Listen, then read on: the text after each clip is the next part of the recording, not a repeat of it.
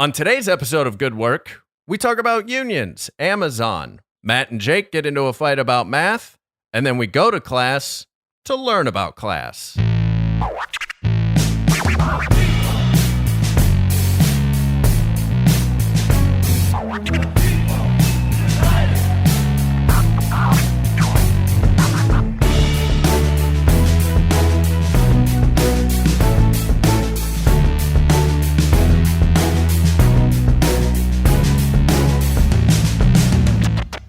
Hey there, workers. Welcome to the first episode of Good Work presented by The Chief, a New York City newspaper that has been a voice for workers since 1897, when I was but a boy. This is a roundtable discussion show about the world of working. Working is a major part of our lives, so we should talk about it. My name is James Mastriani. And I'm Matt Newell. And I'm Jake Lloyd Bacon. That's right. And we're going to have some guests and some interviews, and we're going to learn about labor. I'm sorry? I was just telling you to talk into the microphone. Okay, yeah. Since this is our first episode, I have to learn how to talk into a microphone, not at one. I'm having a tough time seeing my computer with the microphone in my way, guys. But I think we're all going to learn and grow on this. We ask that you be patient as we kind of discover our voice with the show. We also want to hear your feedback.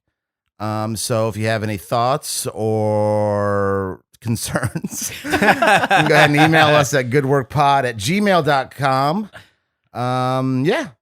I hope somebody emails with a concern of why Matt can't read his computer and speaking to the microphone. The tiniest computer and the giantest microphone. The worst combo.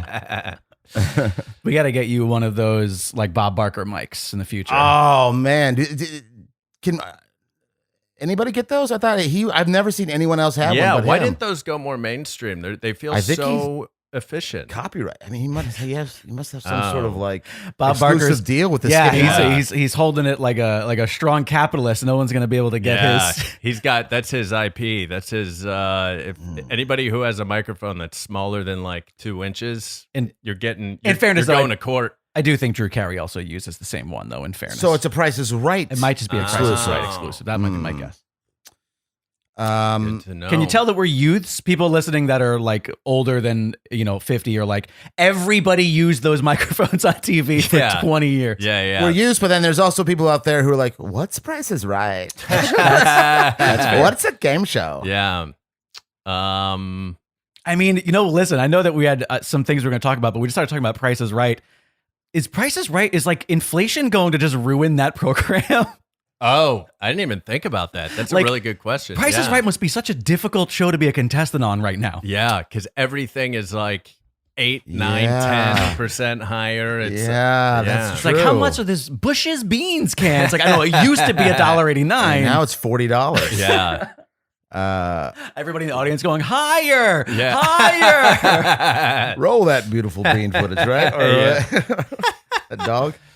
Also, all the prizes, like because of this parent supply chain problems, like they just show you a picture of a car that you can eventually get. But we'll find it. It's arriving in 6 to 8 months. Yeah, it's on its way from Taiwan. But So, like we said, this is a labor-based show, you guys. So we're going to be talking a lot about labor news as well on a week-to-week basis. And we're going to start today with an article from The Chief newspaper here. Let me pull this up. This is an article that I saw, which, one good thing that I think has come out of the pandemic is we're starting to slowly realize how shitty our working lives are. And I think we're starting to understand that, like, wait a second, unions, organizing, collectivism, all that stuff benefited us in the past. And we just had, on June 15th here, one of the biggest, this is from The Chief, there was a rally at Foley Square, and the District Council 37 calls for a fair contract here. You can see the article. And so basically it's a very large union of like 100,000 city employees. And believe it or not, the $15 an hour wages that they're all getting is not working in New York City. What? Yeah. $15 an hour isn't enough to live on in a major city in America? It's not. Why don't people just work 80 hours a day? Then they'll have enough. That is a good point. And I think you should be part of the professional managerial class. Oh, yeah. Yeah, just for coming up with that. You're going to move up into the PMC. We need more hours in our days. Yeah, so, we're going to be talking a lot about unions and that sort of stuff. Like this is just another great example of people starting to organize, which is good, and we wish them the best. I hope that they get. There is something in that article that really hits me that's insane, and that is there's a quote from the 37 secretary, from the group's secretary, saying that we have more homeless in our union than ever before. That's insane. Imagine being a union worker who literally doesn't have enough to just afford basic human needs. Right. Yeah. That's insane. And one thing that I think is interesting that'll be fun to discover as we go along in this journey of learning more and more about labor and stuff is the differences in unions that are governmental or versus the unions that are a part of a for-profit private, corporation company. Right. Because I think that there's got to be massive differences there, because technically government doesn't make a profit, right? And so I look forward to like the air traffic controllers union or the teachers unions, like the different nuances there. Yeah. There's also, speaking of unions, last week, Starbucks. Heard of it? Heard of it. Astoria Starbucks is the latest to unionize, and this is near and dear to my heart because I was a barista, and that's a fancy word for a coffee man. Yeah. For many years, and this is the 100th Starbucks to unionize. I had no idea there were so many Starbucks that were unionizing. Although it seems like a lot, but when you think that there are over 7 billion Starbucks locations, 100 is not that many. It's literally, it's only 25%. Oh yeah, we'll check the math on that. I don't know. Email us at goodworkpod@gmail if you can figure out the math on that. And so these are individual locations. Individual locations, small unions. Yes, exactly right. Astoria was the 100th. I think it's let's see here. There are 9,000 Starbucks in the U.S. Jeez, and 17,000 globally. What? That's so many. Heck. Are they on every continent? Not Antarctica, I'm pretty sure. Oh. I don't even think there's. We got to buy a I don't know franchise. if there are birds there. Up the very first. We got to buy a franchise. Birds don't drink coffee. No, I'm just saying that's how remote it is. I was just using that as an example. Oh, okay. Oh, no, there's penguins. Oh, yeah, there are and they do drink coffee. Oh, my So wait, God. you They're said- always getting dressed up. They pound coffee. You said that there's 9,000 Starbucks in America. Is that what you said? That's what, according to the chief here. So, so literally, this 100th Starbucks is 1.11111% of all Starbucks in the country. No, that's not. 100 out of 9,000? Yeah, that's 100. 100 is 1.11111% of 9,000. Wow. No. That's what the Google machine told me. Is that right? I have no What? idea. If you think about I it, thought 25%. What? Oh, yeah, I think you're. yeah, because 100 math. into 100,000 is no. Now we're off the rails. 100 into 1,000. But this is what it says. Does your child need a math tutor? No. 100 into 1,000 is 10%. So then, no, that's not true at all. 10% of what? Of 1,000 is what? Oh yeah, that is 10%. 100. So 100,000 is 1%. We did it, guys. Yeah, but it's only 9,000. Yeah, that's what. Listen, if you're going to tell me that the Google machine is lying, I am. It's gonna. I think is this going to turn into an expose? I on think how it's Google, 1%. I think it's 1%. It's not 1.111. Well, it's set 100 is 1.1111111. Exactly 7 ones. No, 8 ones. I apologize. I miscounted. I don't. No, I'm so sorry. We Do can it. Do it. We can't move forward it. until. But it's until crazy this to is me. Proven. That it does seem like It's so important. there's so many Starbucks that have a union. No, it's literally 1.111111111. Wait, that math is I'm wrong. gonna turn my computer around. Look, 100 is that percentage of That's 1%. 1.1111. Yes. I thought you were That's saying 0.111. I'm so sorry. I said multiple times. All right, we should explain that Matt went to a wedding yesterday. Yeah. Don't explain that. And he maybe he's a little hungover. He's What? getting yelled at by everybody. I Had am, a thimble yes. or two of a little bit of the devil's drink. That's right. I drank the Which I believe is devil- just like grape juice, regular Yeah. grape juice, Yeah. like not even wine. Yeah. Yeah. But now it was high in sugar.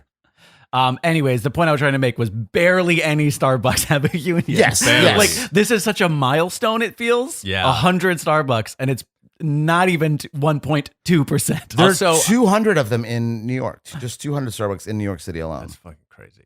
Well, then then let's be glass half full, people. Literally, that's half of all of the New York City Yeah, Starbucks. there you go. That's 50%, which is twice as much as 25%. One thing, I don't know if you guys remember this. What's the dude's name that owns Starbucks? Schultz. Schultz. One When of they the- first yeah. started unionizing, do you guys remember this? When he did this like big company meeting to try to like use the Holocaust because he's Jewish. He tried to use the Holocaust as a narrative of like why they shouldn't my start God. a union. Oh my god! And he tried to Wait, like, what? Yeah, it was. If you're listening, I highly recommend you go check this out. Just go, I guess, Google like, Schultz Holocaust speech or whatever. Yeah. It makes no sense. What a leap to make. Oh, absolutely, yeah. And try to like placate like to emotions and manipulate of like, that thing you can't argue with, which is like, oh, the Holocaust is bad, right? Well, yeah, I guess so. Well, then unions are bad too. It's like, I never thought of it that Yeah. way. Interesting. Yeah. And now Starbucks is a franchise, correct? Yes. Yeah. Yeah, I don't. Admittedly, I don't know enough about how franchises work to understand how the union is going to affect the entire corporation as a whole. Unionization versus individual stores. Yeah. Because it seems to me like obviously, no capitalist wants any union because then it holds them accountable and they have to course. treat people like human beings with Yeah. basic rights. But it seems to me like the sort of thing where I don't know that his overhead is going to be, or his his bottom line is going to change that much versus the actual franchise owners. Right. yeah. Right. Well, I think that it's easier to unionize in that manner first, like a smaller, because Right. to start a union, you usually have, one is like the company either has to, recognize it and go like, hey, let's do a union, which never happens. No. Or you have to get 30% of the workers' signatures right. at that, so it's easier to get 30% of One store. Right. versus 30% Yes. of all employees. Matt, you said that you were once a barista, which again, fancy word for Yes, coffee many maker. years. Probably longer than I've done anything else. Was it So at a Starbucks? It was or at it Pete's. Oh, listen, we're a Pete's household, so I respect Pete's is that. a Good coffee. Starbucks is an offshoot of Pete's, right? Is No, it? I don't Yeah. know. You tell us, I didn't know Mr. that. Barista. Alfred Pete started Pete's back in the 60s, and then a couple of his coffee roasters, one of them was William Schultz, broke off and went to Seattle and started Really? Starbucks. Oh, shit. I'm I pretty didn't sure, know that. yeah. Um, In the 70s. But so- Pete's is from the 60s up in Berkeley. So the reason I asked that question though was how many employees did you have? Do you remember how many employees worked at your Pete's? My one Pete's? Yeah. Oh, let's see. I mean, probably 15 or 20 And at the how do you most. think that translates to any given Starbucks in America? Or let's stick I to New York City. think 15 or 20 is probably Yeah. good for one location. So you figure Yeah, have- 6 signatures to unionize is for 30% of even 20. No way people. that's 30%. No way, man. I went to a Check- wedding last night. Check the Google machine. That's so funny. Yeah, I do remember when I was there was a talk of unionizing, but I think Really? people I remember just hearing the management getting a little upset that people were talking about it at other Pete's. I heard, and I just as a barista, I was like, I don't know what's going on. I just want to. I got in at 4 a.m. I started my shift at 4 a.m. and I was done by 11. What a weird. That's job. Crazy. Yeah. I had a gig like that when I worked at Borders years ago. Oh yeah. Which I was doing the IPT, which was just like, inventory stuff. And I had the bookstore, not the line between countries. Yes. Okay. Not. I didn't work at various Borders. Yeah. Sometimes they put me down south. Sometimes they put me on the coastal for some reason. I have a Borders cup. Yeah. You're a what? I just security at the bookstore. I work for ICE, but I call it Borders. It's easier to call Borders. Or you call it I work at Border Patrol. Yeah, Border Patrol. I'm a security guard at a Borders. Yeah. Anyways, but that was actually kind of a sweet gig because I got to go home before the doors opened for people, so I didn't actually have to deal with anybody. It was just like you go, you box books, you leave. But James, have you ever worked anywhere that has unionized, or there was talks of a union while you were an employee there? No, I don't think so, actually, which is kind of funny because I come from like a whole family of unions. Like my entire family, extended family in Pittsburgh, like sheet metal, dock worker union, river lock union, air traffic controller union. Do you think it's because those are all like trades and totally. And I was working at like, Borders. Right. Yeah. Like my first job, I mean, I've had many jobs all over the place, but while we're talking about, my very first job. We should do a whole episode where we just read the list of jobs we've had, because I have a feeling I'm gonna have you both beat, but also it'll be interesting. That will be interesting. Right. But I still think about my first job and how funny it is. I was 15, and as a favor, my aunt, she was a waitress, a server at LB's Big Boys in Pittsburgh, and they had an opening for a server in their smoking section. Oh my god! And so they hired me. What happened to that other server? Oh my god! They got COPD. Yeah. Jeez. They hired a 15-year-old to be the server in a smoking section of an LB's Big Boy. This is probably like 98. And you said this was in Pittsburgh? This is in Pittsburgh. So there was a lot of customers in that section. Oh, a lot of customers. Can you believe the smoking? There's smoking sections. I mean, I grew up in North Carolina, and I know. I mean, there were smoking sections everywhere. Yeah, my high school had a smoking section. Because so many parents were tobacco farmers. That if you got a parent's signature, if you were under 16, or if you were under 18, I think you had to be 16. Right. You could get a parent's permission slip and bring it in, smoke. And then you could smoke at this one section at high school. That's insanity. Of course I did. I smoked then. Of course, I don't smoke anymore, but like I used to. Like you just our high school also had a smoking section, but I think it was for the teacher. Yeah, that's hilarious. It's insane. Also, what a hilarious permission slip to have to present to your parents. Because, like, there's two sides of it. There's the parents that are like, hell yeah. Yeah, absolutely. I can't believe I have to give you permission for this. But then there's the other one that's obviously going to be like, what the f***? Right, what are you doing? Wait, you smoke? Yeah. That's what yeah.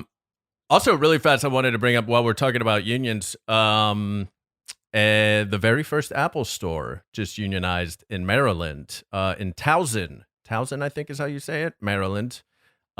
Steve Jobs is probably turning in his grave right now.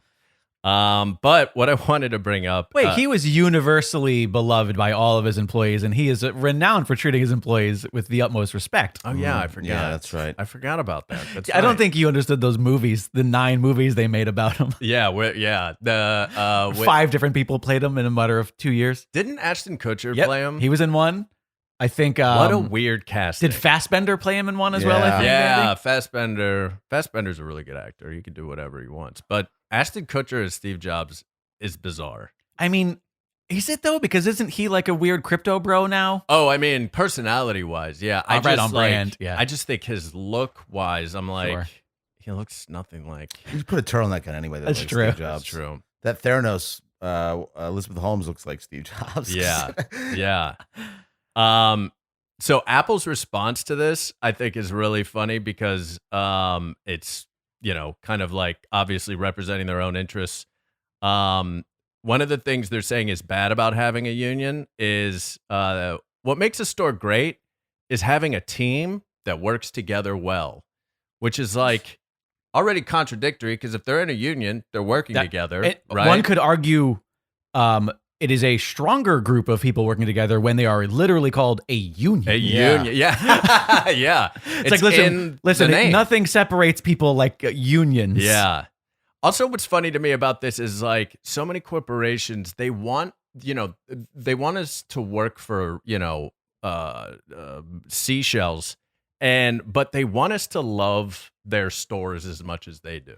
Right. Like, why would anybody give a shit about what makes the store great if they're just showing up and it's miserable conditions, they're not paid well, and they're not doing this, they're not rescuing puppies. They're not doing this thing that makes them it's fulfilling. Yeah. Right? They're pushing plastic and metal on people that every 2 years you need a new phone. Yeah. And then the other thing that they said is that unfortunately with a union, it makes the working the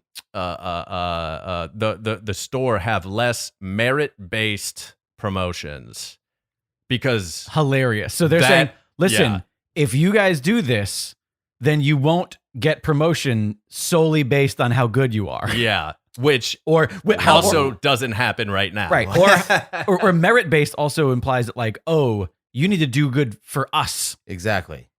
100%. Right. Yeah. The more money you make for us, you might get a promotion. But as we all know, with varying factors like nepotism and seniority and things like that, like it's not meritocracy. Sexiness. Sexy. Absolutely. I mean, I was actually being somewhat serious about like, sexism, racism, all the things. I'm not joking. I'm not. Sexiness Totally. is like, I made it a funny. Said it in a funny way. You know what? But it's true. It was what the I'm head do bob. here. It was the head bob. You did like a little head bob with it. Oh, okay. Like, the comedy bob. I don't think you can say sexy without shaking your head. A little without looking like a bobblehead on someone's dashboard. Goodworkpod@gmail.com. Can you say sexy without shaking your head? Yeah, just give it a shot or shaking some part of your body. I just wanted to bring that up because I think it just shows more and more how absolutely clueless some of these corporations are in terms of how their own workers feel about their situation. You know, I'm going to challenge that. They're not clueless. They're manipulative. I think they're clueful. I think they are completely aware. Yeah. And this is all just it's propaganda. Yeah. It's them saying like, listen, guys, like you guys don't realize this is going to be bad for everybody. Ooh, propaganda. Prophet Gandalf. Prophet Gandalf. Prophet Gandalfini. Prophet Gandalfini. Gandalfini. What was? How do we start it? Gandalfini babies. Yeah. I was gonna say Feeny babies, like Beanie babies. Is this the highbrow labor discussion you were hoping to receive? The academia, if you will? Then you're tuning into the right podcast. I just want to bring this up real quick. This story that I came across. 2 people rescued after falling into a tank full of chocolate at a Mars M&M factory. We need protection for our workers, for our Oompa Loompas. Oh, wait a minute. Wait, they were employees? They're employees, and they fell into a chocolate tank. You know, it's so ridiculous. And they had to be rescued. They had to drill a hole in this tank. When you said that, I was so indoctrinated from Willy Wonka that I assumed it was people who were like taking a tour. Right. little fat Swedish kids, right? Is that what I was? I didn't even think it could have been employees. I want to taste the chocolate, Papa. No. You can't. These are 2 employees in Pennsylvania. You're at the Hershey? Yep. Stomp at the M&M, Mars Right. factory. 2 workers at a Mars Wrigley factory located in Elizabethtown borough of Lancaster County were rescued by the local fire department and were transported to local hospitals. Details of how the 2 workers ended up in the chocolate are unknown. I bet they were stoned. Yeah. Dude, I bet. Okay. Wow. Well, you know, it'd be great. Fucking swimming in that, man. Yeah, dude. I don't. Are there photos accompanying this article? I'm looking. I really hope that there's a photo of just like chocolate bar or something. Yeah, it's just a bunch of M&Ms. So we don't know what M&Ms are. Thanks. Yeah, thanks you. Internet. I don't know what. Yeah, there's no pictures of these. Right. Because chocolate covered people. I'm very curious about the fact they had to like drill holes. Did they have to like drain? It was dry. Apparently, it was dry chocolate, so it wasn't yet like powder. Yeah. like Nestle Quick That's what it mix? says. I'm not exactly sure how that works. Because that would be there. terrible for your lungs. I was about to say that. I wonder if they got a bunch of chocolate powder in their lungs. They're Did you way ever do that They thing? got way chocolate steep. lung. Did you ever do that thing where you were like trying to mix it into like milk to make chocolate milk, and like Yeah. you went to take a sip too early and you accidentally inhaled as you're drinking, and you Yeah. get all that chocolate powder in the back of your throat and it just Yeah. burns? Oh man. Or you're at a imagine party and- imagine That that was- times I'm 1,000 Oh. or 2%, whatever is higher. 1.11111. Yeah, one patient was transferred to the hospital by helicopter. I mean, it must have been pretty bad. Oh my God. What is that injury? What is that? That must be. That is. I wonder if it was just I mean, there also could have been, if they fell into a thing, there also could have just been Right. physical injuries. From, just from like the Maybe it's hot. I hope it wasn't like churning. Oh. just like- Oh my God! I hope they weren't churned into. I mean, maybe. Oh, Thank man. God they didn't just Now- package them and we ate. Here's the they sent question. them out for Halloween. Well, I was going to say, here's the question. Do they actually empty that machine and they go, that's fine. Just throw some more chocolate in there. Somebody's gonna get a shoelace in their M&Ms or something. I love Just M&Ms, take the you top guys. layer off. The top layer is all they touched. Can I just say, M&Ms are so good that I don't care. Like, I love M&Ms so much. Which that, kind, like, plain? That wasn't, I'm about the plain, but I also do think, all right, hot take here. I think peanut butter M&Ms are better than Reese's Pieces. There, I said it. Hey, That's man. wrong. I That's love wrong. peanut butter M&Ms. I love peanut butter really M&Ms. good. Reese's, I love. though. Me Not- too. Reese's Pieces, not peanut butter cups. No, Reese's Pieces. I love Reese's See, Pieces. the problem is that you get like 4 Reese's Pieces, and then you're just like, oh god, like there's like chalk after a while. But have you guys had the Reese's peanut butter cups that are pregnant with little Reese's? Reese's Pieces? Are they? You think they're pregnant? I mean, if you think I about mean, it, they have a little where do litter. Reese's Pieces come from? They have a little litter of Reese's Pieces in their You're bellies. telling me 2 candies. Too sexy made peanut butter love. cups. Too sexy. Sexy. They are unreal. By the They're way, so good. this program not brought to you by Reese's peanut butter cups No, yet. not We're yet. open Until- though. Yet. Is there a chocolate union? Is there a chocolate? Oh. Chocolatiers? Chocolatiers? I'm gonna look it up. Oh Let's see. man, Peanut M&Ms though, I think are peanut I M&Ms in agree. popcorn. yeah. Have you Oh, that's fantastic. at the movie? You Yeah. mix them together. Come Peanut on. M&Ms is my favorite too. How do you spell chocolatier? It looks like it should be French. Oh, it's just chocolatier. That's Should be easy French. enough. All right, chocolatier union. And the Google machine says 1.11111. No, no, nothing. There's nothing that says. I'm getting a lot of things about chocolatiers in Union Square across the nation. Chocolatiers, you only need 30%. 30% of 30% chocolatiers? of signatures. Go unionize. Don't have conditions where you're falling into vats of powdered Exactly. like whatever that is. You know, I mean, you know how hard it is to fall into a thing?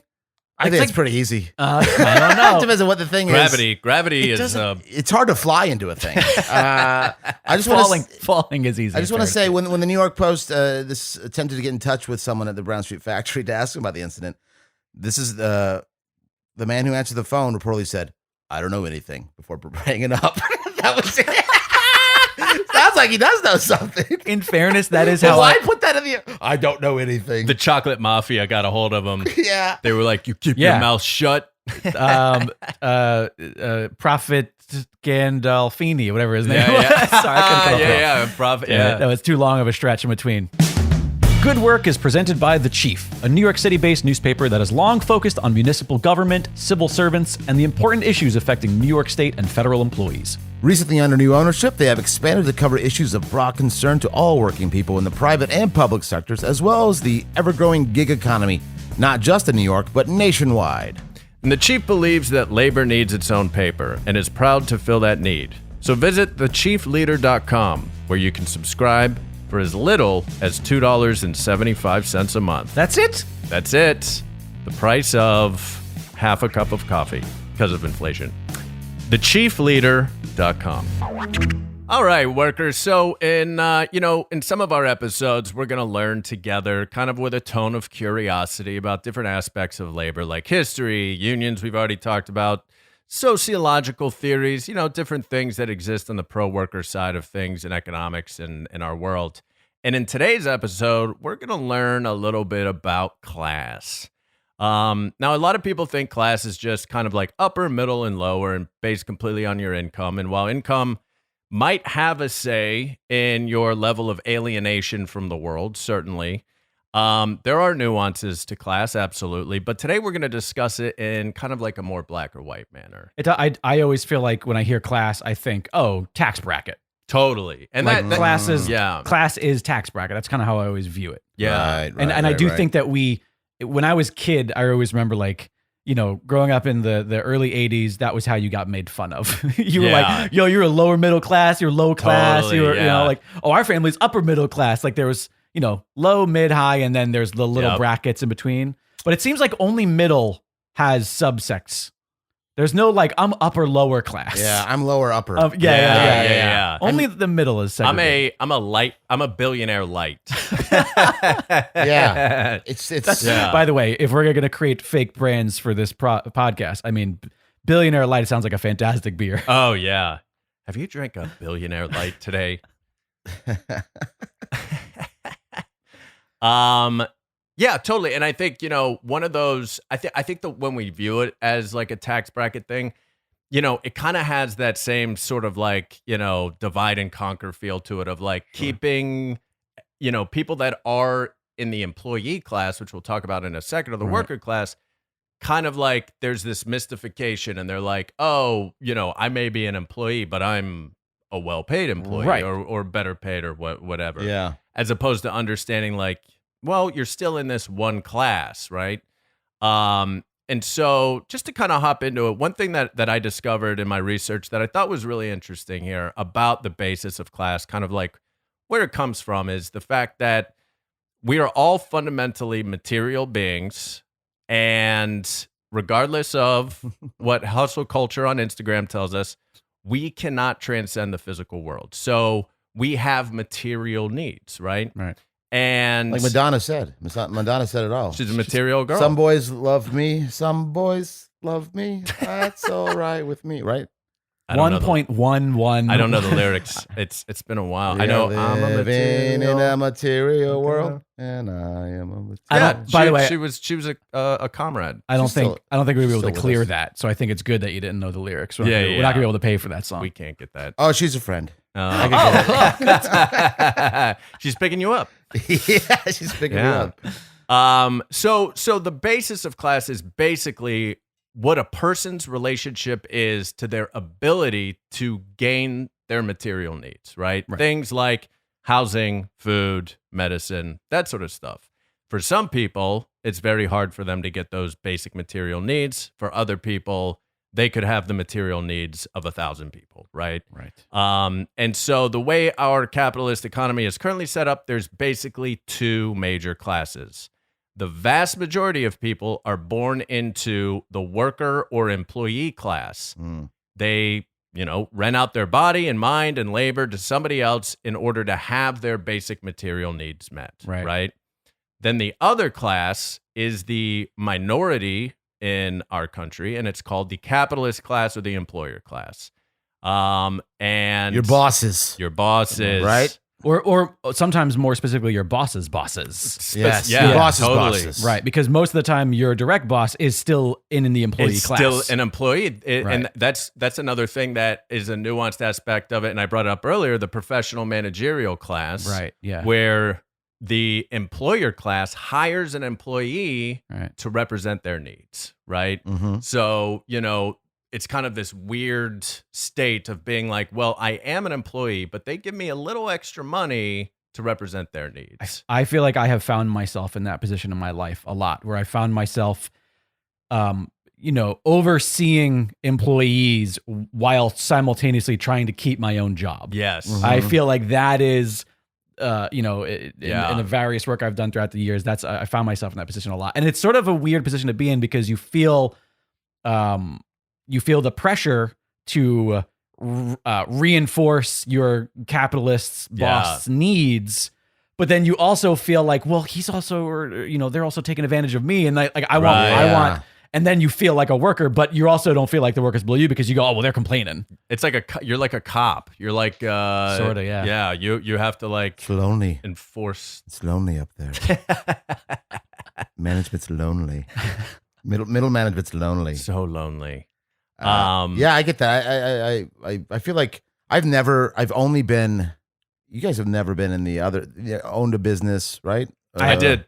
One time, yeah. I owned a murder mystery dinner theater. Oh, that's show. right. Oh, yeah, I knew that. Yeah, for like yeah, 2 years. Yeah.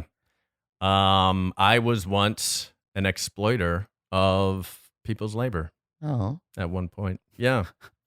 I never made any money off of it though. It was a failed business. So talk about a fantastic support group. Yeah. It's like, hi, I'm James Mastriani. I was once exploitative of people's labor. Hi, James. Hi, hey, everybody. James. Just first names only, James. Is that the rule? Oh, I think so. Usually it's anonymous. Oh, we learned something. It's usually anonymous. We learned something about Matt today. Yeah. Matt doesn't do last names. Now, so the employer class, or the capitalist class, they're able to acquire, basically they control how the worker class is able to acquire the sustenance to survive, right? So they do this through legally what is the ownership over what's called the means of production. If you're not sure what the means of production is, the means of production is basically the materials that are used to make something. So, for example, let's say you work for a company that makes fleshlights. And we're all adults here. Listeners, you're adults. Probably, I doubt there's any labor kids out there listening to this. We know fleshlights are a thing. They're made. And I've never used one. And I don't know if you guys have ever used one before. I have not. You're not saying flashlight. I'm not saying flashlight. I'm because saying I've used a fleshlight. flashlight. Yeah. It's similar. It's shaped similarly. Different way of using it, though. Yes. And so let's say you work for a fleshlight company, right? Now the employer of the company owns the silicone and the silicone and the plastic parts to make the fleshlight, but they need labor to put them together, right? Right. So they hire a worker class or employees to come in and make them. And on the surface, it seems like a win-win collaborative situation, but it's technically not, right? It's a combative one. There is a conflict and a constant struggle. It's called class struggle or class conflict, which we'll be talking about in the second episode of this podcast. That's been going on for centuries. And basically, both classes are constantly fighting for their material interests, and this creates a society in constant state of conflict with itself. Because it's all about squeezing every dollar. Exactly. Per the equity that is somebody's, like the way the way you phrase it, renting out your time, your body, your mind. Yep. And making sure that I can, me as employer class can give you as little as possible. Yep. And make as much as I can. Yeah. On that fleshlight. Exactly. And that's the whole purpose of it and their argument is like, hey, I got the stuff. Right. Right? Yeah. You can't do it without my stuff, but then you can't do it without them. Like you know what I mean? Exactly. So it seems. How do you decide which is more valuable? Exactly. Like the actual labor of putting it together or the actual material, or you could just say they're 50-50 and therefore it should be a collaborative decision of what to do with the profits. And that's the whole thing here is like, if you're an employee or a worker, you don't get any say in surplus. What happens to the surplus? Right. I helped make that fleshlight. We sold 1 million fleshlights this year. Making people happy everywhere. Everywhere making people happy. Or we're breaking up marriages couples, but so then why does that person who just owned the silicone and the plastic, why do they get to decide what happens to the profits, right? And I think that's a major kind of contradiction and tension that exists in our working society. And I just to touch on what you said about finding value and which one is worth more. Yeah. I think a major problem is that most of the employer class values the materials more because the materials aren't replaceable. Right. Whereas the labor is replaceable. Totally. Well, if you're not going to do this, I'll find someone else who will. Yeah. And the unfortunate reality with the way that our society works right now is generally it's true. Yeah. Generally somebody is willing to do the work for less, which is a problem, which is why we all need to elevate each other. But unionize it. There it is. The other side. Unionize it. Unionize it. Peter Tosh. Is that? The other side of that, of course, is the materials, where that just comes down to like supply economics. That's just like, well, yeah, someone's gonna. It's still kind of the same thing, because I'm just gonna have to find the cheapest person to make this thing for me. But the reality is once I have the item, once I've done that work, I know the value of this thing. This thing cost me this much money, and it's not. This is like, I can't replace this. This is the product that I have to sell. Yeah. The people that are going to help me sell it, or they're going to assemble it, or they're going to do all that other stuff.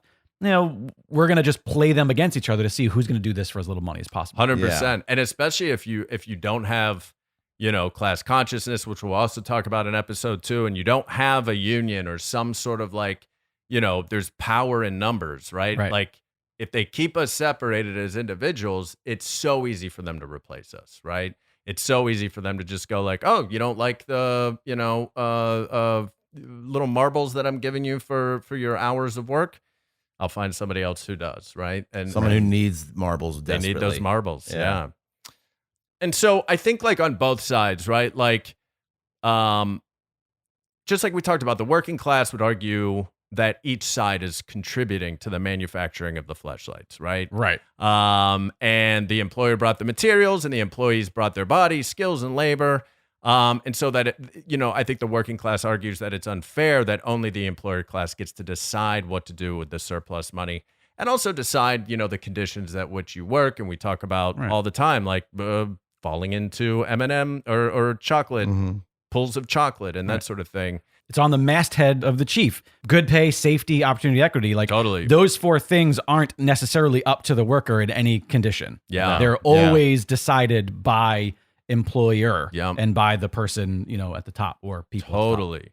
And, there's this great economist who I love, Richard Wolff, who, always talks about like, it's a company, just like a government, it's just an organization of people, right? And so like we have democracy in our government, but we don't have democracy in the organizations of our work, right? And that is a major tension in our society where like, there's something ironic to what you just said, the way you worded that. Well, I guess the way Richard worded that. In that ultimately a company is also just an organization, a group. One might say it's just a union. Like literally, literally, there's just a union at the top. Absolutely. And that does not want union below. When the irony is that it's literally what they are. Literally. They are a group of people, sometimes a board that all gets a vote and all gets a say. And they all have the same material interests, right? I never thought of it that way, but it literally is just a union. Every company is just a union. Yeah, totally. Maybe not in the definition that we use it in labor politics. But. But it is like a collection. Yeah, totally. And to me, it just doesn't. I can't find a reason why like having some sort of democracy in the workplace would be a bad thing. I can't find. I can think of one reason: greed. Greed. More. I mean, that is all it is. Yeah, it's just totally. That's it. Yeah. There's no other. That's the driving force behind all of it. Is just more and more money. It's just more and more and more. Yeah. So you can have. I mean, what's Bezos worth up to now? Like 200 bill, something like that. $200 billion is. I remember reading if you spent $200 a second, it would take you like 60 years to spend $1 billion. It's ridiculous. And Amazon's like something like 1% of the workforce in America is Amazon, right? I wouldn't be surprised if it's more than that. It's more though. It's like 2%. I think I read is Walmart. Right. That really? Walmart is like 2% or something like. Is it just Walmart or is it the parent company, the Sam Walton or the Walton company? Because that covers so much. Oh yeah, manufacturing and retail. Well, but Jeff Bezos, by the way, current 131.9 billion currently. Ooh. God. Is he the richest, right? Is it Musk? Musk is at 213 but also like the question is, that's like their net worth, right? So it's not liquid. How much money they have tied up in fleshlights. Yeah, Dogecoin or whatever it's called. Dogecoin. I don't even know how to say Dogecoin. Cryptocurrency. Yeah. The crypto keeper. Oh, it's the crypto witch. Crypto. Let me ask you a question. All right, as a native New Yorker, that I took offense to that. The ask you a question joke. You're not allowed. I can make fun of how we say. No. This is from the Crypt Keeper, my friend. There was a show on HBO called Tales from the Crypt. I know. Oh, Did yeah. he say ask you a question? Oh, he held an axe, and it was with axe. Oh, got it's it. always puns. I forgot the axe. I forgot about the axe. Let I me did too. axe you. Hello, boys and ghouls. He That's would always say right. stuff like that. Oh, the Crypt Keeper. Yeah, that's good. Crypt Keeper. that's When was good the last pun time? play. When was the last time you saw Demon Knight? That was a really good movie. This is unrelated to anything, but I don't know that it I just Demon popped up Knight. in my brain a couple weeks ago, and I was I like, don't know if I've I don't know seen about Demon Knight with a K. Was it like Hang a Sir Lancelot? No, Character that was a no, demon? not at all. Tales from the Crypt, Demon Knight, starring Billy Zane Billy. and William Sadler and Jada Pinkett Smith. Yeah, this is and Thomas Hayden. Is it Church? Is that his last name? Yeah. It got cut off. Anyways, That'd be funny. You were like, I don't know how to say this word. Thomas Hayden. Church? Christopher. I'm an atheist. I don't know how to say this word. I refuse. We have fun. So yeah. So have you guys have you guys we talked about, like, I once briefly owned a very small business. But have you guys been in the employee worker class your whole lives? Has that been your I mean, my dad owned a business and I worked for him, Yeah. but I've never owned a business or I've never Yeah. had employees. I've been an assistant manager at, I was at Pete's for a Totally. little bit. So I was in that position where Right. I had to PMC. yeah. But no, I'm not. I've always been employee class. And also there's I know that Born there is a lot of theories and beliefs that, like, small family owned businesses where the family works for the business is very ethical. Mhm. Because it's just, you're not exploiting some outside stranger. It's like, You're- feeding yeah. into the family, you're exploiting your son. You're so yeah. I mean, that's why people had kids in. Work the fields. Yeah, Yeah. you're like, all right, well, let's Yeah. have a bunch of kids so we don't have to hire anyone. Well, you're 4 now, so yeah, I need you to kill that pig or whatever. Yeah, I've mostly been in the employee class, but I think I've also just been self-employed for quite a while, in Right. and out. That it's been a while since I've been the sort of employee where, like, I have to clock in or I have Right. to, like, Yeah. I generally, most of my work is like client based, where I'm my own boss, even though I'm answering to a client who I'm supplying a need. Right. But it's been a long time since Yeah. I've been a traditional employee. Which also, I feel like self-employed or like gig workers Right. or like, like that to me is What that's class is ethical. that? Gig workers? Yeah. They'd still be employees. Yeah, because you're still beholden to, like I said, a client. You're still Uber, beholden to somebody who's paying. Lyft. you. Oh, I see. Uber Eats. Essentially, what's happening is it's weird. It's sort of this. I don't know. I guess it is sort of a gray area though when I think about it, because I Totally. was just going to explain it, and then I realized in my own head I argued with myself, which was the way that I see it is the consumer pays an employer directly, but an employee is paid by an employer, and so when you're in a gig economy, technically you are the product. So technically your client is a consumer. Right. That's what I'm In a way, you know what I mean? Like, it's kind of a Yeah. consumer, but I So- suppose generally because the work that, like, for example, I would do, let's say I do a freelance graphic design. It's one of Right. the things I do. Let's just throw that out there. And, like, technically the design is the product that they, the consumer, to me, are paying me for. Right. Right. But that is not necessarily, that is just a facet of what their company is. Yeah. And they are selling whatever. Well, let's say if I used to coach improv. Right. What would that be, James? An improv coach. I think that would be Or like a tutor. like But self-employed. but employee class still? That's a good question. Yeah, I'm curious because that's if it kind of falls under like independent contractor. That's Right. the Yeah, blanket exactly. term. That's Yeah. a good question. I actually I don't know what class it would be. It doesn't feel exploitative though to me. Yeah, it still doesn't. feels ethical because it's like two people agreeing upon A cost, a price, a cost of a price value. for a service, but I'm not making somebody else do it and then taking money from them Right. you know what I mean? Right. Like, but that's a good question. I It don't is know what that interesting would though be. because it has the benefits that sometimes come with an employer class, Right. but it also has things that it also doesn't have things that employees have, like, for example, stability. Right. And Yeah, totally. the ability for benefits. Like Yeah. gig work is sort of this weird world, and I've been living in it for so long now that like Same. it is a give and take, because there are some months where I think, oh gosh, I'm so glad I'm not an employee at wherever, Yeah. and that I'm a gig worker doing my own thing. But then there are also some months where I'm like, oh, I literally there's no work, because there's no security, there's no safety, there's Yeah. no guarantee for literally anything. Every month is a crapshoot. So Yeah. it is sort of a weird in between where you kind of have the benefits of one, but it's the opposite of what you would think. You would think like, oh, this is better than being an employee, but not as good as an employer. But it is sort of in the middle. And you like get some flexibility a little bit. You can like make your own hours, but you're right. Like it's not really super stable, right? It's also like a hit. What would a hitman? A hitman. Oh, he's that's an a good employee. question. He's an employee. He's an employee. But he's free. He goes from mob family to mob family. He doesn't work for one family. Is it? But all right. But is he freelance hitman? He's a freelance okay, hitman. yeah, he's Okay. not. He's not. He doesn't work for a company. No. Hits for hire. Yeah, yeah. Just the hits. Yeah, that's I Putting on the hits. You know what's funny? If that's the case, I think that's pretty ethical. Wax or us. I think it's pretty ethical because like he's making an agreement with the Right. the capo, and they're Yeah. going like, "Look, I'll give you 10 grand for this hit. I agree to the 10 grand." Yeah, But then the hittee, the person getting whacked, they have no say. that's true. They're being exploited. Are they the consumer? They're not the consumer. No, they're the product. They're the product. Oh yeah, they're the product. Yeah. Wet work.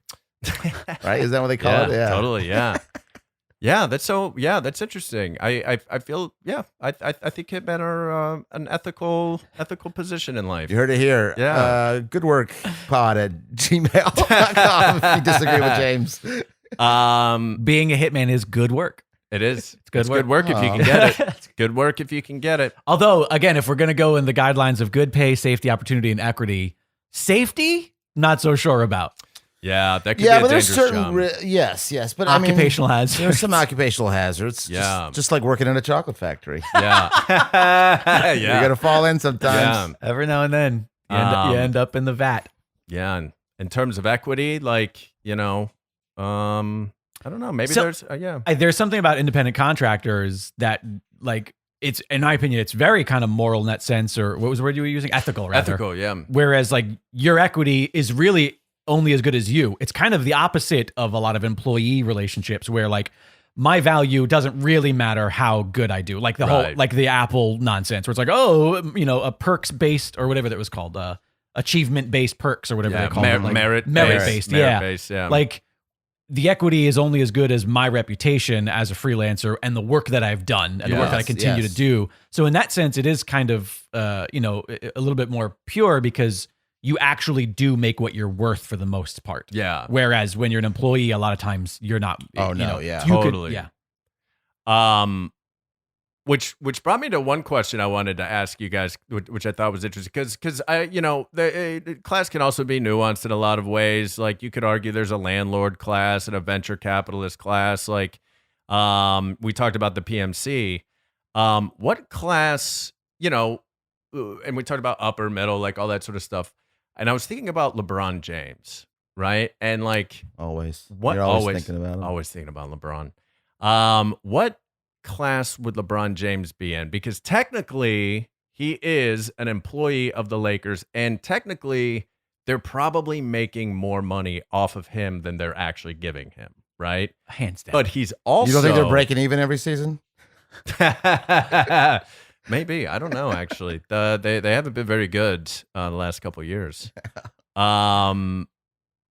So, but he's also a billionaire.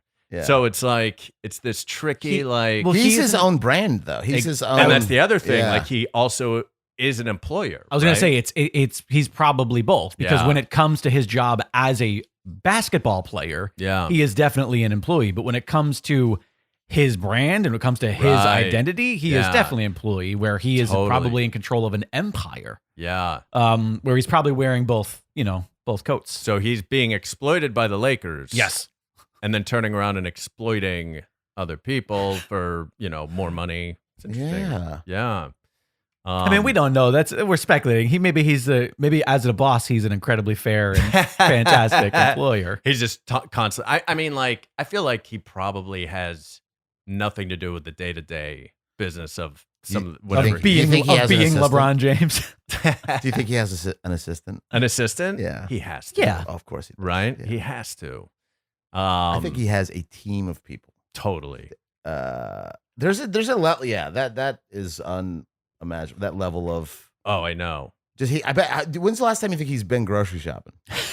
Oh, Like in a Ralph's or in a maybe like Whole Foods or something. I bet you like 15 years. He would. I bet you it's been 15 years. He would suck at Prices Right. Yeah. Just be the. He wouldn't know the cost. They of should anything. have Yeah. billionaires on Prices Right. Oh to my see God. what they That's think really funny. things cost. CEO Prices Right, where Yeah. literally the CEOs of giant companies have to go on Prices Right, but there's no like, oh, brand new car. There's none of that nonsense. It's only the Bush It's like beans, yeah. and it's only Yeah. the, Even like, a car. I don't know if they would know like. well, is that especially like a Honda. yeah. Like they'll know what like the Lamborghini costs. $1 million. Here's the $1 million? How much is this? Yeah, do you think- I think they would go higher on I think stuff. they'd go higher too. Like I think they would think a gallon of milk is like 15 bucks. Yeah. They'd be like, a gallon of milk, what is it? Like 15 bucks? Who was that? There was feel a like I've seen politician. Well, they'll say there was a politician not that long ago. Who didn't know how much milk was? Who like brought in a can of beans and was like, how much of this could this can of beans be worth or something like that. I'm trying to remember. I'm sure listeners are yelling right now going, oh, it was that guy. Yeah. But yeah, this happened not that long ago where somebody just didn't understand the core concept of the market. Just of has cost of no anything. idea. Yeah, they're super. They have so much money that Are like you looking it up, Matt? You're trying to find I'm it? trying to find politician didn't understand price of grocery. That's what I go. Right. Real specific. Billionaire Howard Schultz doesn't know the cost of a box of Cheerios. Oh, And this was from a few years ago. So Starbucks, we're back to Starbucks. Exactly. Oh. Came full circle. Howard Schultz, but they didn't have Cheerios during the Holocaust. Oh, And- yeah. It's How could he possibly? And he wasn't in the Holocaust, but First of all, they 100% had Cheerios. in the Holocaust. Cheerios are like from the 20s. Well, I think I mean, mean at like in the- the camps. Oh yeah, I don't. You're right about that. I guess. Did you think there was a continental breakfast every morning? No, I thought you said they didn't exist. Oh, I thought no, you were no, saying no. like we didn't have Cheerios during the Holocaust. Yeah. era. introduced 1941 Cheerios. Oh yeah, that was right in the midst of World War II. 81 years ago. Wow, By General Mills. Talk about an employer man. class. one of our greatest generals. Yeah. General Mills and Colonel Sanders out there waging all for the Burger King. All for the Burger King. Well done. And What his is it- bride, what is it- Dairy Queen. Yeah, what is it with our Their daughter need, Wendy's. Yeah, what is it with our need in marketing to like To make things to all make give people titles? yeah. Doctor, are there any Pepper. Oh, Dr. Pepper. Yeah, Dr. Pepper, Mr. Pibb. Mr. Pibb. Of course you go to the Mr. Pibb. Are there any Peanut- judges? Are there any judges Oh. that are like Judge Reinhold. judge? Judy. We're just gonna name Judy. TV judges now. Yeah, Steve, Steve Harvey is he a judge now? yeah. Judge Steve Harvey. I would love to go to traffic court and have my judge be Judge Steve Harvey. He's got a TV show now where he's like a TV judge now. Is he really? Yeah, that's why I made What? that dumb You can't joke. be a judge without being a lawyer. Well, he's not. It's like It's like TV. they judge. call it something's court, but and he Oh. says like I'm not a judge, and it's one of those things where Okay. usually he like ends the episode by just giving both people whatever they want. Yeah. Like being like, well, you're gonna get this and you're gonna get this, but we're gonna pay for it all. Yeah. Right, it's that right, kind of right. stuff, Yeah. silly It's like stuff. it's what Dr. Phil and Dr. Oz should probably say. It's like, well, we're not real doctors. Right, sure. Right. Yeah. So LeBron James, I think definitely both an employee and an employer. Yeah. I think he is just the benefactor of being at the top of his employee totem pole. Totally. Where like, Yeah. and he is, as the Apple Store says, has merit-based promotions. Right. And yeah. merit-based because the amount of money he makes on licensing from the team, Yeah. on merchandise from the team, like he's making bank as an employee. Yeah. that Just other by teammates being are not. on the team, Yeah. they're selling out. They're Right. Yep. Yep. And it's interesting Selling because I jerseys with think his like name on it. Yeah. it's talking about class consciousness, I think it's easy for a lot of people to go like, those athletes are making too much money, right? Or those celebrity actors are making too much money. But the truth of it is like they are in such a niche like specific industry that makes crazy amounts of profit, Wealth, right? yeah.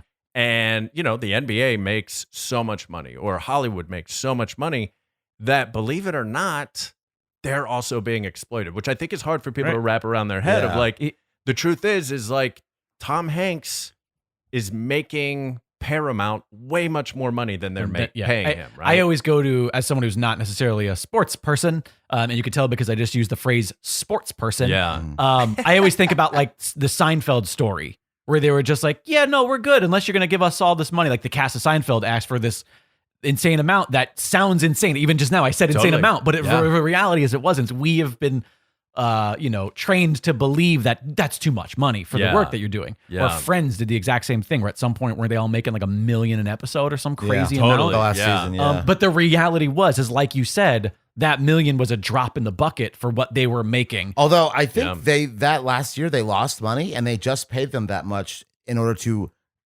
get their, because Friends was such a moneymaker to help their other shows. Oh, right. But it's still people on the network. People like, all right, for their shows that came on right before, right after it, I think. But also when people say about, I am a sports person, so I'm going to go back to sports for a second. Go for it. Someone says the athlete doesn't deserve, people could not live like these athletes. Normal people could not do. They don't just go and play basketball. Yeah, they cannot have fun and eat whatever they want. No. They can't drink. They have to. They can't go to weddings and drink the devil's. What'd you call it? The devil's juice. The devil's drink. The devil's drink. Yeah, which is grape juice, right? But I'm pretty sure the devil's. I think devil's drink is Billionaire Light. Yeah, Good work. Brought to you by Billionaire Light. Ooh, Billionaire Light. Half the calories. That's just as much double profit. the exploitation. Yeah.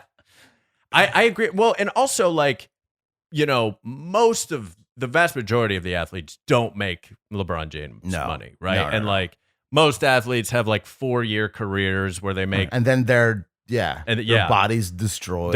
They can't walk at 55. I do feel like that's gotten better in recent years. Modern science and modern medicine has allowed it so that people are, and also like concussion protocols and all sorts of But here's the thing: they're not doing that out of the kindness of their heart. No. They're doing it because people are upset and they're protecting their assets. They're protecting their brand and their assets, and they want to appear caring and humane for the consumer. Exactly. They don't. They honestly, if they could get away with it, they would save money and let people just get CTE. Absolutely.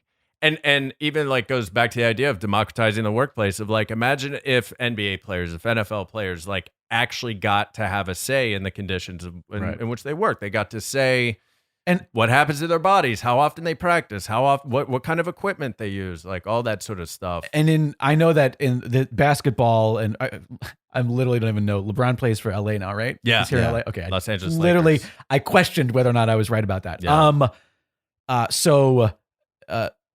Obviously, a basketball team is not the same as your Starbucks employees, but one could argue that even in that sort of democratic format for a basketball team, LeBron would still be making the most money. Yeah. His teammates would be like, no. Give LeBron, of course, this much money. Absolutely. Because it's because of him that our stuff is doing better, because people are coming to our games. People are coming to, see us play. People are buying our merchandise because it's one of the great misinterpretations of socialism is that nobody can be rich, right? And it's like, that's not what that means. It means that the workers all own the company and get to say who gets to be rich. You know what I mean? Like we all go like, who's the best here? LeBron James. Right. We should give him the most money. Like he won. Let's keep him here. Let's keep him happy. Exactly. It really is just removing the power from the executives union, as we should call it, and turning it over to the employees. But interesting. Yeah, it's pretty interesting. All right. Well, thanks for listening to this first episode, workers. We appreciate the support. For all things Good Work, visit goodworkpod.com. There you can find official merchandise, links to our personal social media and our Discord. And you can join the conversation and much, much more. And please rate and review the show on Apple Podcast and Spotify, or Spotify. And or Spotify. Or if you listen to this in some obscure podcast app and they happen to have a rating system or a thumbs up, go ahead and throw it one. Make sure you subscribe to not miss episodes each and every Monday is when good work is going to come out. And of course, please check out The Chief at thechiefleader.com and subscribe to the digital copy of that paper so that they keep letting us do this show. And you can follow them on social media at The Chief Leader on Twitter and TikTok and at The Chief News on Instagram. Next week on our next episode, we'll be talking about class struggle and class consciousness and what those concepts mean. And of course, covering labor news and other conversations regarding that. And we look forward to having you back with us again. Thanks, everybody. Thank you. Good work, guys. Good work.